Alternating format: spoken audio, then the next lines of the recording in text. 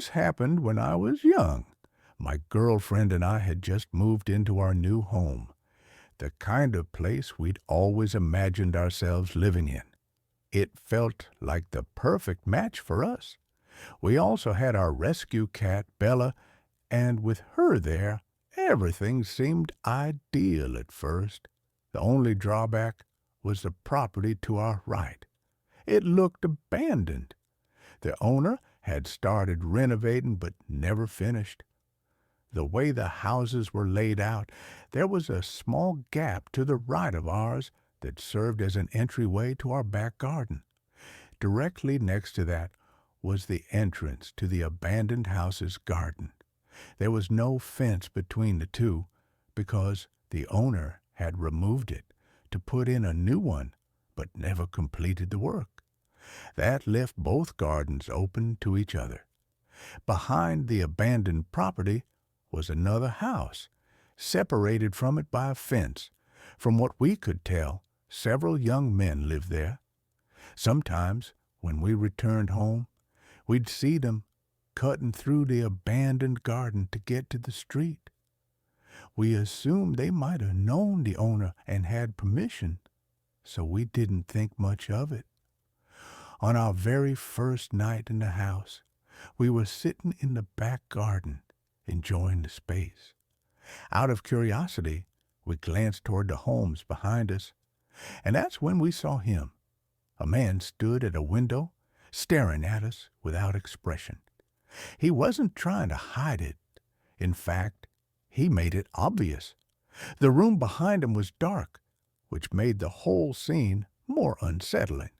We thought maybe he was just curious about his new neighbors, but after 30 minutes of that blank stare, we decided to go inside. The next few days passed without incident. I went to work while my fiancée kept unpacking. One night, we were back in the garden stargazing and talking when we heard the wooden board fence next to us being shifted aside. 3 men appeared just standing there watching us. "Are you okay?" I asked, because it was clear they weren't going to leave unless I spoke first. The youngest-looking one, maybe 29, was carrying a large bag. We couldn't tell what was inside. He offered us some stolen washing-up tablets, which we politely declined. I tried to make a joke to break the awkward tension. He smiled faintly, said, "Okay," and they walked off. What stuck with me was how casually they'd entered our garden, as if they had every right to be there. We figured it was a one-time thing, but it soon became a pattern. They started wandering into our garden more often, clearly trying to intimidate us. They'd slip into the abandoned house by lifting the loose section of fence and strolling through. I should mention, my girlfriend and I were only 20 at the time. It wasn't hard to imagine they might be targeting us because we were 2 young women living alone. One afternoon, while I was cleaning the front room, I noticed 2 police officers walk around the side of our house into the abandoned garden. They lifted the fence panel, looked around for a few minutes, then left without saying anything. I thought it was odd, but carried on with my day, figuring maybe there had been trouble there before. A few days later, the police knocked on our door. They told us the house behind us had been vacated. The men living there had been removed due to antisocial behavior, not just toward us, but toward other neighbors too.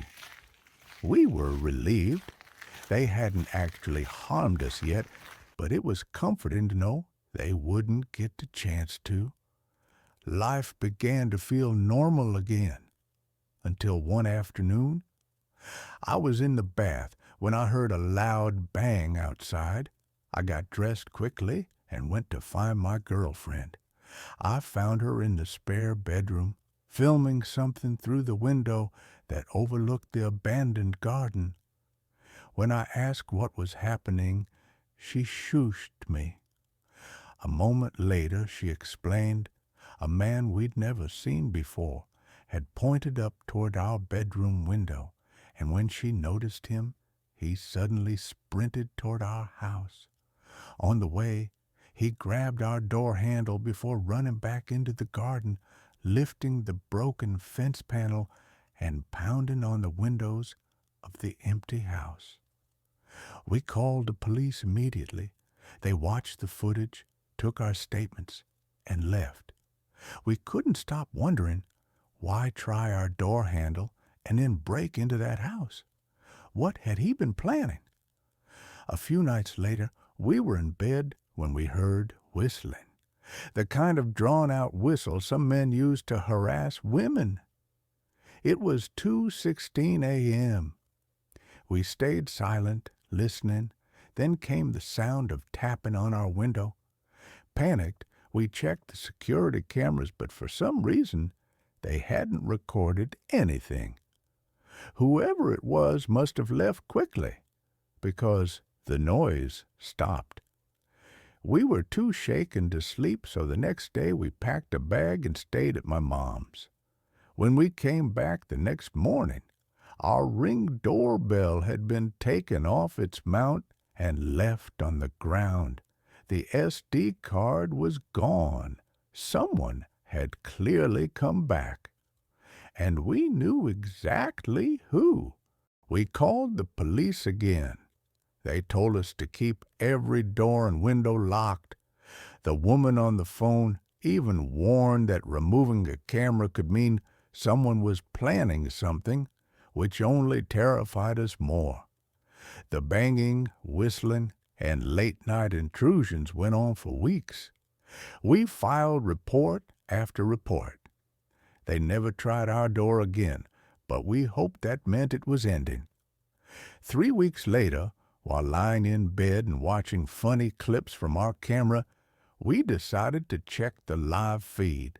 That's when we saw him, a man standing in front of our garden wearing a black mask over his mouth and nose, hood pulled up, arms stretched wide like he was imitating Jesus on the cross.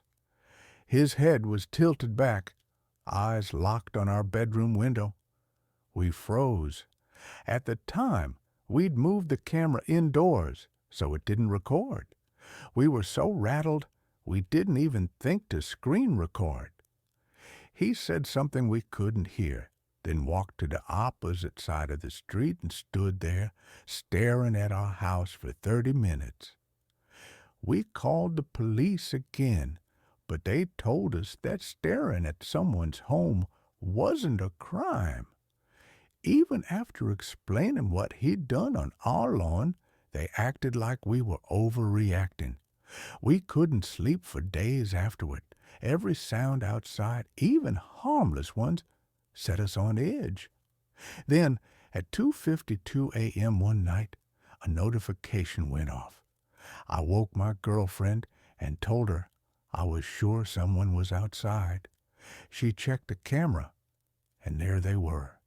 2 masked men coming from the side of our house, shining flashlights into our windows. One of them, the same man who'd been tormenting us, held what looked like a crowbar.